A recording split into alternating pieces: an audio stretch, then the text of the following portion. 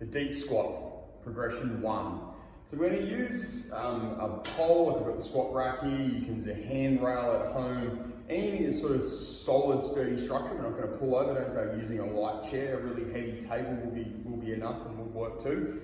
And all we're going to do is start with our feet a little bit wider than shoulders apart. I'm going to reach down to the bottom of the pole. I want to feel like my feet are a little bit further away from these bars than they should be to start with. And I'm just going to drive myself down into the deepest possible squat I can. So I'm hanging off this bar. If I didn't have hold, if I wasn't holding onto this bar at the moment, I'd almost fall backwards. This is going to give me a really good stretch through my lower back. I can twist to my left, twist to my right.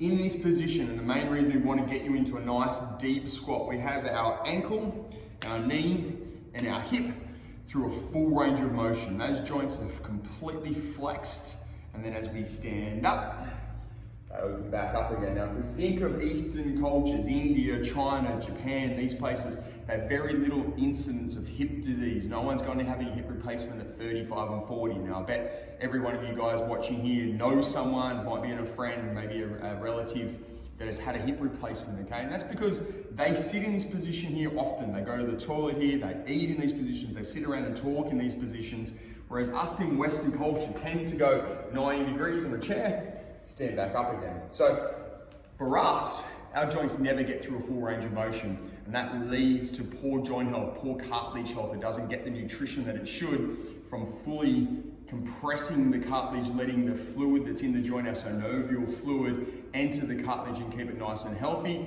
and then open it up. Whereas if we're only half squeezing the cartilage or the sponge, then a lot of that fluid's not going to get into there, and hence we wear out joints in 30 or 40 years. It should be lasting us 100. So the deep squat position, we want to hang down here for as long as we can. If it starts to feel uncomfortable, all we're going to do is pull onto that bar and straighten our legs out. We can give that a little break, sink back down into that squat. And the goal here, we should be able to sit here for at least a minute, nice and comfortably for us.